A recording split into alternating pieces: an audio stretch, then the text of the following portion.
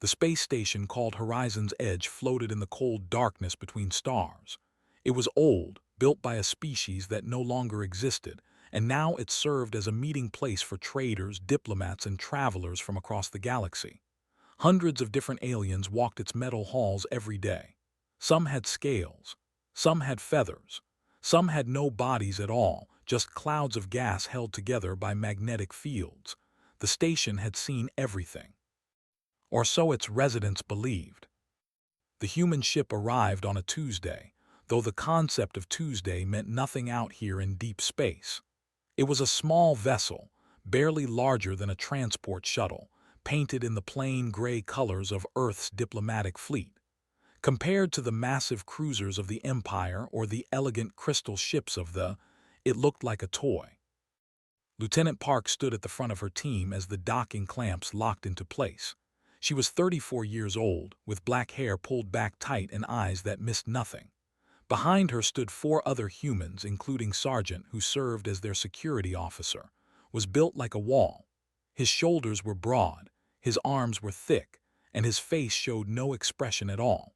He had been a soldier for 12 years, and he had learned long ago that silence was often more powerful than words. The airlock hissed open and led her team onto the station. A crowd had gathered to watch them arrive. Word traveled fast on Horizon's Edge, and the appearance of a new species was always interesting. The humans were not completely unknown. Stories had spread through the galaxy about the small blue planet called Earth, about its strange single moon, about its people who had only recently discovered faster-than-light travel. But stories were just stories. Now, for the first time, the residents of the station could see humans with their own eyes. The reaction was not what it hoped for. Laughter, not loud but present. A soft clicking from a wet bubbling from the aquatic in their water-filled suits. And from the dominant species of this sector, a sound like stones grinding together. They were tall, very tall. The smallest of them stood at nearly 3 meters, and their bodies were thick with muscle and bone.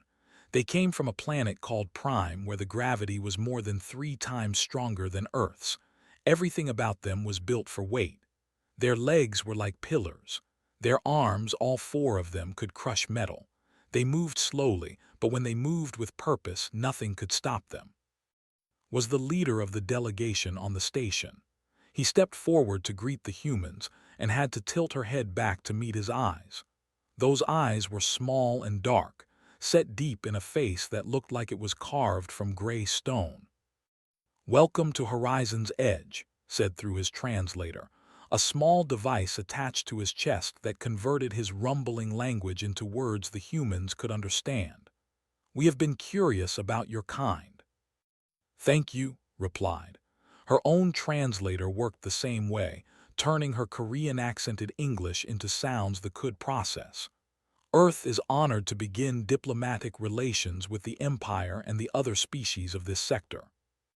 Made that grinding sound again. Realized it was his version of a chuckle. "Diplomatic relations," he repeated. "Yes, we shall see what Earth has to offer." He looked past to study the rest of her team. His gaze stopped on who stood motionless at the back of the group.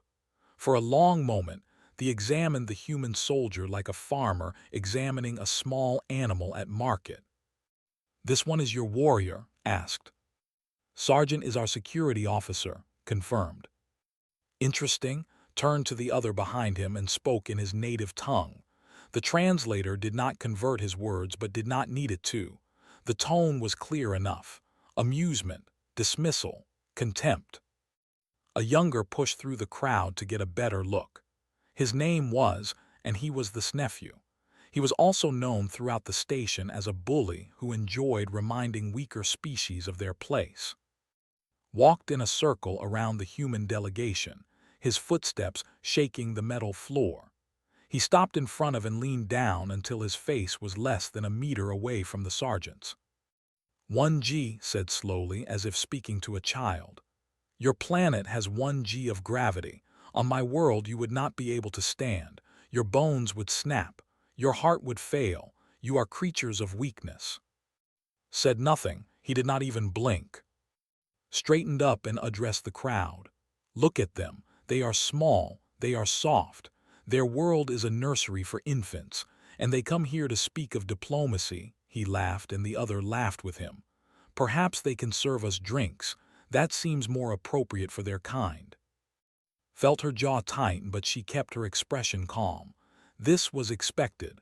The briefings had warned her about arrogance.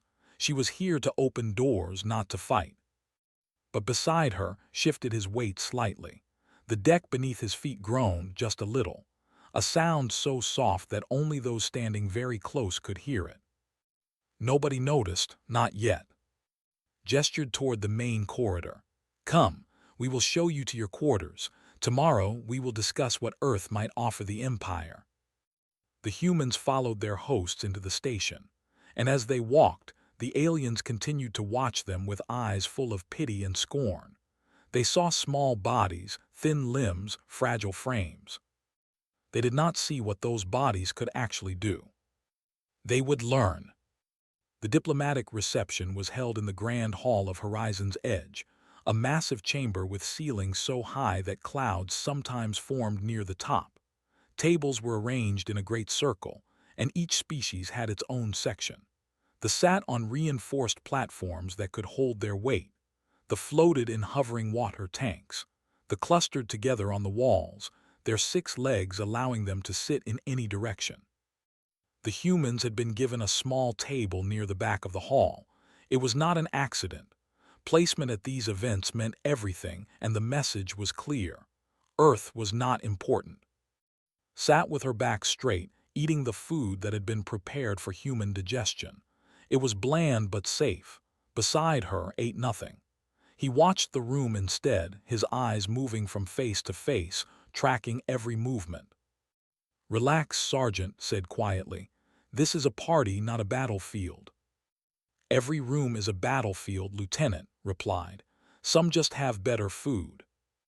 Before could respond, a shadow fell over their table, had approached, carrying a drinking vessel that looked like a small barrel in his massive hands. 2 other young followed behind him, their stone-like faces twisted into cruel smiles. "The humans," announced loudly, making sure the nearby tables could hear. "I have been reading about your world. It is very entertaining." Set down her utensil. "I am glad you find Earth interesting." "Interesting?" Laughed. "No, not interesting. Amusing. Your planet is amusing." He pulled out a small data tablet and began to read from it. "Humans cannot run for long distances without becoming exhausted. Humans require 8 hours of sleep every single day. Human infants cannot walk for nearly a full year after birth." He looked up from the tablet with exaggerated shock. "A full year. On Prime, our young walk within hours of hatching." The other at nearby tables had turned to watch. Some of them were nodding, adding their own grinding laughter to the scene. "Human bones break easily," continued. "Human skin tears with minimal force. Humans cannot survive in water, in vacuum, in extreme heat, or in extreme cold without artificial protection." He tossed the tablet onto the human table with a clatter. "Your species is a miracle of weakness. How did you survive long enough to discover fire?" Remained calm. She had trained for this. Different environments create different strengths. Earth may have lighter gravity, but our species has thrived for 300,000 years. We have adapted in ways that may not be obvious at first glance. Leaned down, placing both of his upper hands on the table. The metal bent slightly under his weight. "Adapted? What adaptation? You are soft, slow, weak," he pointed at. "Even your warrior looks like a child's toy. I could break him with one hand." Turned his head slowly to look at. His expression did not change. "You could try." The hall went quiet. Conversation stopped. Every alien in the room turned to stare at the small human who had just challenged a warrior. Straightened up, genuine surprise on his face. Then his expression darkened with anger. "What did you say?" "I said you could try," repeated, his voice flat and calm. "I did not say you would succeed." Placed a hand on his arm. "Sergeant," but was already backing away from the table, his 4 arms spreading wide in a gesture of challenge. "The small creature has courage. or perhaps it has stupidity. On Prime, we cannot always tell the difference. He turned to address the entire hall. You all heard him. The human thinks he can stand against me. Rose from his seat at the head of the hall. His deep voice echoed off the walls. Nephew, control yourself. Why, uncle? Shot back. The human has issued a challenge. According to our traditions, I have the right to answer it. A murmur ran through the crowd. The clicked excitedly. The bubbled in their tanks. Even species that had been conquered by the leaned forward with sudden interest. Stood up quickly. There has been no challenge. Sergeant was simply responding to an insult. Earth has no wish to create conflict. But conflict exists, said slowly. He descended from his platform and walked toward the human table. Each step shook the floor. Your soldier spoke words of defiance in a hall full of witnesses. Among my people, such words cannot be taken back. We are not your people, replied firmly. We do not follow your traditions. Stopped directly in front of her. He was so tall that she had to crane her neck to see his face. You are in our space, Representative Park. On this station, our traditions apply to everyone. His small dark eyes moved too. Your warrior has a choice. He can apologize publicly, admit that humans are inferior to the and beg for forgiveness, or he can defend his words in the proving circle. The hall erupted in excited noise. The proving circle was legendary. It was where they settled all disputes of honor, where they demonstrated their dominance over lesser species. No one had won against they in the circle for over 100 years. Turn 2, her eyes were sharp with warning. Sergeant, we cannot afford an incident, apologize. Looked at her for a long moment. Then he looked at, who was grinning with savage anticipation. Then he looked at the other species in the hall, the ones who sat in silence, the ones who had already bent to power. No, he said. Closed her eyes briefly. I will not apologize for speaking the truth.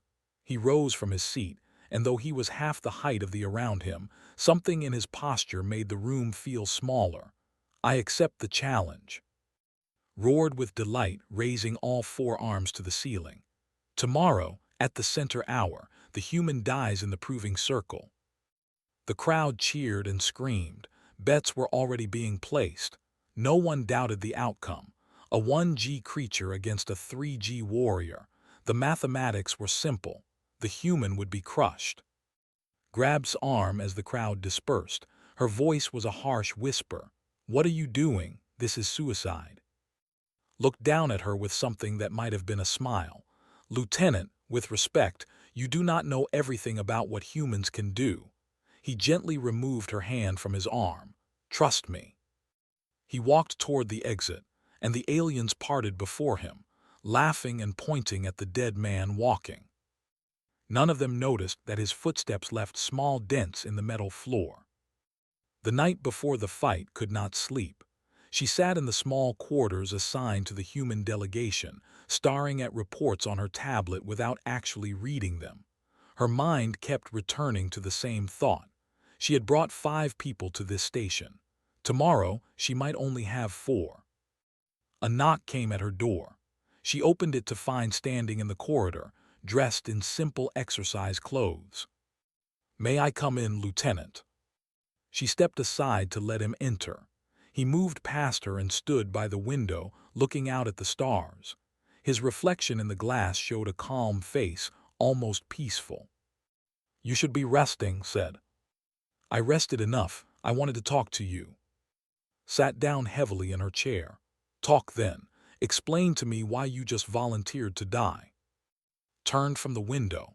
Do you know what I did before I joined the military? Your file says you were an athlete, track and field. Hammer throw, he confirmed. I threw a 7-kilogram metal ball attached to a wire, spinning it around my body and releasing it as far as I could. He paused. My best throw was over 80 meters. Shook her head. I do not see how throwing a ball helps you fight a creature that weighs 800 kilograms. Smiled slightly. The ball is not the point, Lieutenant. The point is how I threw it. The human body, when trained correctly, can generate tremendous rotational force. Our muscles are not designed for efficiency. They are designed for power. He walked closer to her desk. On Prime, every movement costs energy. Their bodies evolved to conserve, to survive. But on Earth, we had extra energy to spend. We developed the ability to explode. Explode. Burst movement, sudden acceleration, a boxer's punch, a sprinter's start, a hammer thrower's release. Clenched his fist slowly. The look at our gravity and see weakness, but gravity is resistance, Lieutenant. And humans have spent our entire evolution learning to overcome resistance with force. Leaned forward. Are you telling me you can actually win this fight? I am telling you that they have made an error in their calculations. They measured our planet. They did not measure our potential. He unclenched his fist. Tomorrow, I will show them the difference. Studied him for a long moment. She had read his file many times. Sergeant, 12 years of service, expert in close combat, decorated for bravery in 3 separate incidents, but none of that meant anything against her. Or did it? What do you need from me? She finally asked. Nothing, just watch. And when it is over, be ready to negotiate from a position of strength. He turned and walked to the door. Before he left, he looked back over his shoulder. Lieutenant, they believe that high gravity creates strong species, but they have forgotten something important. Strength is not just about surviving your environment, it is about exceeding it. Then he was gone. The next morning, the proving circle was packed with spectators. The circular arena sat at the heart of Horizon's Edge, surrounded by rising tiers of seats that could hold thousands. Every seat was full. Species that had not left their quarters in years had come to watch. The news had spread across the entire sector. A human was going to fight a. Everyone wanted to see the slaughter.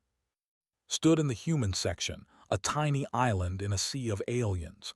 Her remaining team members flanked her, their faces tight with worry.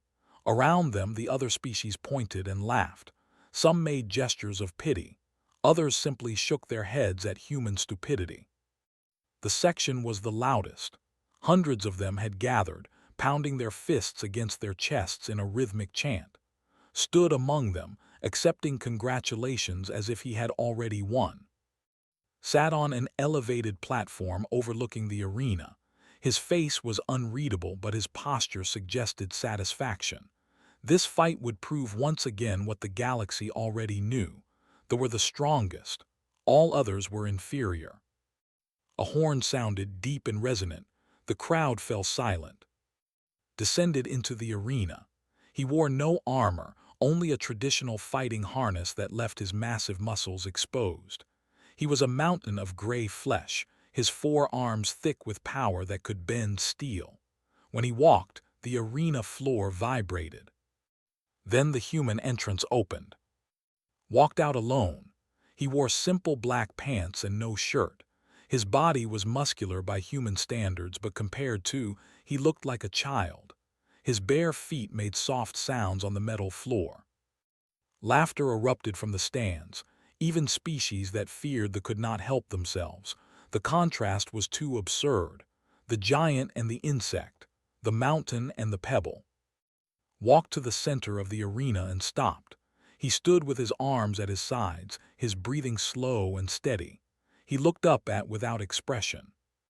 Spread all 4 arms wide and roared to the crowd. Look at him. This is what Earth sends to challenge might. This small, soft, pathetic creature thinks he can stand against me. He beat his chest with all 4 fists. I will not even need to try. One blow will end this. The crowd screamed their approval. Raised one massive hand, and silence fell instantly. His deep voice rolled across the arena. The rules are known. No weapons, no killing strikes. The battle ends when one party yields or cannot continue. He paused. Begin. Did not hesitate. He charged forward, all 4 arms reaching to grab and crush. He moved fast for his size, his legs driving him across the arena like a landslide. Waited. The crowd held its breath.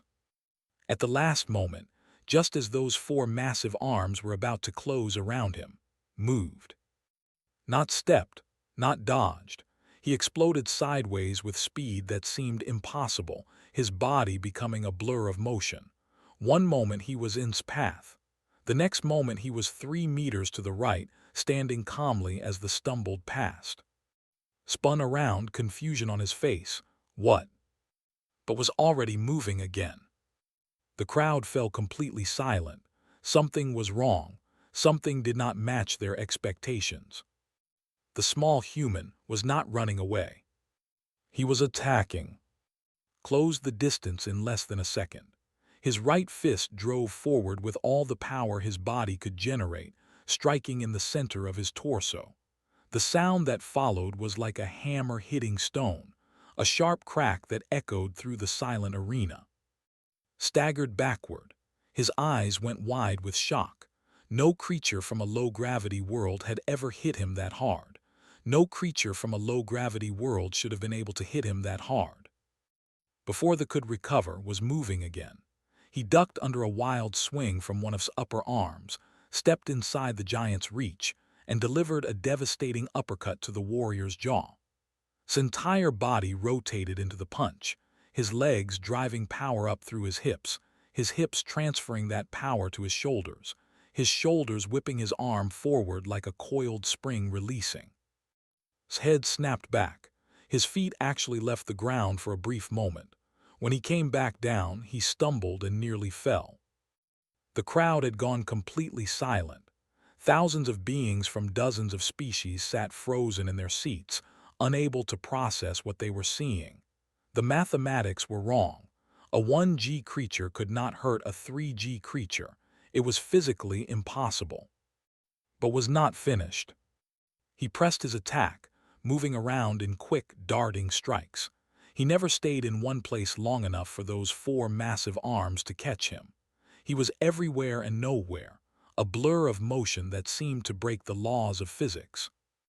Left hook to the ribs, right cross to the shoulder, spinning back fist to the temple.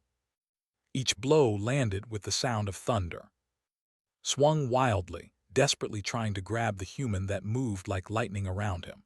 But every time he reached was already gone. The warrior had never fought anything this fast. On his, speed was a luxury that gravity did not allow.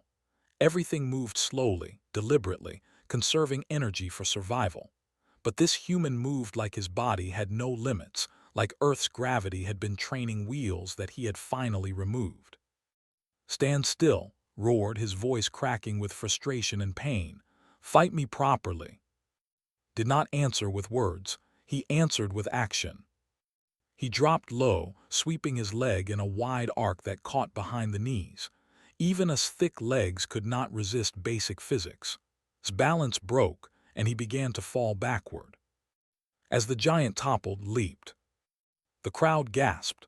Humans could not jump. Everyone knew that. The data clearly stated that humans could barely lift themselves off the ground, but soared into the air, rising higher than any being in that arena had ever seen a human rise.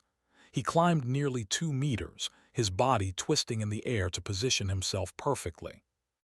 Then gravity, Earth's light, forgiving, training gravity, pulled him back down. Drove his knee into his chest with every kilogram of his mass accelerated by the fall. But it was not just the fall. It was 30 years of building muscle in a world that let him push beyond survival. It was thousands of hours of training his body to generate maximum force. It was the full potential of a species that had evolved not to endure their gravity, but to dominate it. When his knee struck, the arena deck screamed. Metal that was designed to support warriors cracked like thin ice. A depression formed beneath the impact point, 3 centimeters deep and spreading outward in a web of fractures. Structural alarms began to wail. Warning lights flashed around the edges of the arena. Let out a sound that no one in that arena had ever heard from before. A sound of pain, real pain. His 4 arms fell limply to his sides. His eyes rolled back in his head. He did not get up. Rose slowly from the fallen giant. He was breathing harder now, but his face remained calm. He looked down at for a moment, then turned to face on his elevated platform. "He yields," said.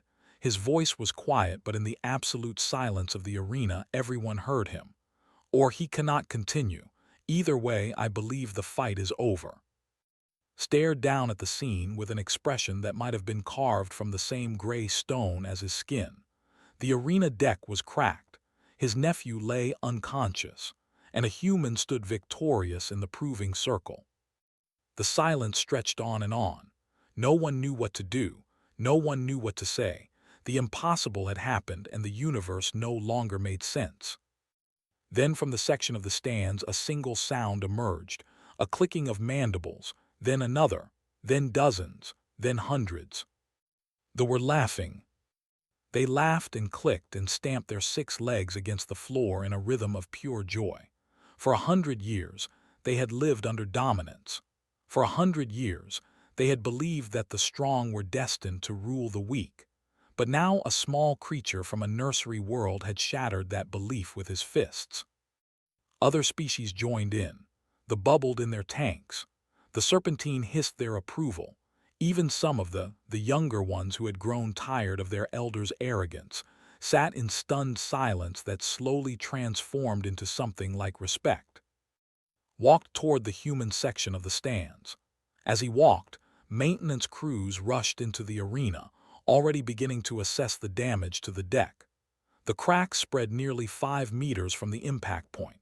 Engineers muttered to each other in disbelief, checking their instruments twice and 3 times because the readings could not be correct. Stood waiting for him at the edge of the human section. Her face showed no emotion, but her eyes were bright with something that might have been pride. "Sergeant," she said as he approached. "Lieutenant," he replied. She looked past him at the cracked deck, at the unconscious, at the arena full of beings whose understanding of the galaxy had just been fundamentally changed. "I believe," she said slowly, "that we are ready to negotiate." The hours after the fight were chaos. Called for a recess in all diplomatic activities, claiming that his nephew needed medical attention. This was true, but everyone knew it was also an excuse. They needed time to understand what had happened. They needed time to recalculate. Use that time wisely. While they huddled in their section of the station, representatives from 6 different species requested private meetings with the human delegation. They came first, their lead ambassador practically running on all 6 legs to reach the human quarters. "We must speak," they said, its mandibles clicking rapidly. "We have trade proposals, defense agreements, cultural exchanges, anything you want." They came next, floating in their water tank with newfound respect in their bioluminescent patterns. "Earth was unknown to us before today. Now we wish to know everything." Even though a reptilian species that had avoided contact with all other beings for decades sent a representative. "We watched the fight," they hissed. "We were wrong about many things. Perhaps we were wrong about isolation as well." Met with each delegation personally, making no promises but opening doors that had been closed before the fight. Every conversation began the same way. The aliens would express their shock at what they had witnessed. They would ask how it was possible, and would explain. "You measured our gravity," she told the ambassador. "You assumed that lower gravity meant weaker creatures, but you forgot to measure what our gravity allowed us to become." She pulled up a holographic display showing human athletes in action, sprinters exploding off starting blocks, gymnasts launching themselves into the air, boxers delivering punches that could shatter bone, weightlifters hoisting hundreds of kilograms above their heads. "On Prime," continued, "every movement is expensive. Your bodies learned to conserve energy because wasting energy meant death. But on Earth, we had energy to spare. We developed the ability to push beyond what was necessary for survival. We learned to run faster than we needed to run, jump higher than we needed to jump, hit harder than we needed to hit." The ambassador leaned forward, its compound eyes reflecting the holographic images. "You are saying that your weakness made you strong." I am saying that what looked like weakness was actually freedom. Freedom to develop power that efficient species never needed to evolve. Smiled slightly. Sargent is not special among humans. He is above average, yes, but not exceptional. Our true athletes, our true warriors, can do things that would seem like magic to species that evolved under heavy gravity. They made a sound that its translator interpreted as wonder. And you have billions of these humans on your planet. 8 billion, confirmed. The ambassador was silent for a long moment. Then it stood on all 6 legs and bowed its head. The Federation wishes to be friends with Earth. Good friends, close friends, the very best of friends. Similar conversations happened throughout the day. By evening, the human delegation had received more diplomatic inquiries than Earth's entire space program had managed in its first decade of interstellar contact. The word was spreading beyond the station now, carried by traders and travelers to every corner of the sector. The humans were not weak. The humans were something new. When finally called for the diplomatic session to resume, the atmosphere had completely changed. The human table was no longer at the back of the hall. A new table had been prepared, larger and more prominent, positioned among the major powers of the sector.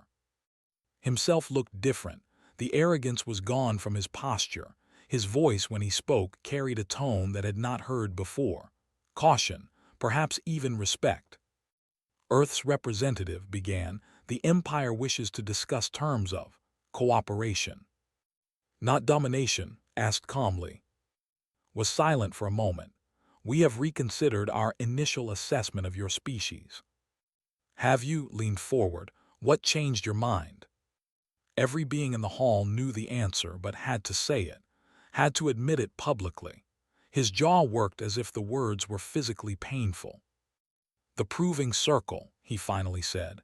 Your warrior demonstrated capabilities that our data did not predict. We were mistaken in our assumptions. You were not just mistaken, replied. You were arrogant. You looked at numbers on a screen and decided you understood us. You laughed at our gravity and called us weak. She stood from her chair, and though she was small compared to everyone in the room, her presence seemed to fill the space. Earth does not seek conflict. We came here for trade and friendship. But understand this, we will not be dismissed. We will not be mocked. And we will not be underestimated. Not anymore. She gestured to who stood behind her with his arms folded. Sargent is returning to his regular duties tomorrow, but Earth has millions more like him. Soldiers, athletes, workers, people who have spent their entire lives learning to overcome resistance with force. She paused. Remember that when you consider how to treat with us. Nodded slowly. We will remember. The negotiations continued late into the night. By the time they concluded, Earth had secured trade agreements that exceeded every optimistic projection. The offered terms they had never offered to any low-gravity species before: equal partnership, mutual defense, technology sharing. Walking back to the human quarters after the final session, fell into step beside. It worked, he said quietly. It worked, she agreed. Earth will not be a minor player in this sector, not after today. They reached the observation deck and stopped to look out at the stars. Somewhere out there, beyond the light of distant suns, the little blue planet called Earth continued to spin. 8 billion humans lived their lives, unaware that the galaxy's perception of them had just fundamentally changed. They will study us now, said. Try to understand what makes us different. Let them study, smiled. They still will not understand. You cannot understand humans by reading data. You have to see us in action. See what we do when we are pushed, challenged, told that we cannot succeed. Her smile widened. That is when we show our true strength. Behind them, through the walls of the station, the cracked deck of the proving circle was being repaired. The engineers had decided to leave a small section of the damage visible, a permanent reminder of what had happened. A reminder that sometimes the gravity produces the heaviest fist. And in the cold space between stars, word continued to spread. The humans were coming, and they were not weak. They had never been weak. The galaxy was just beginning to understand.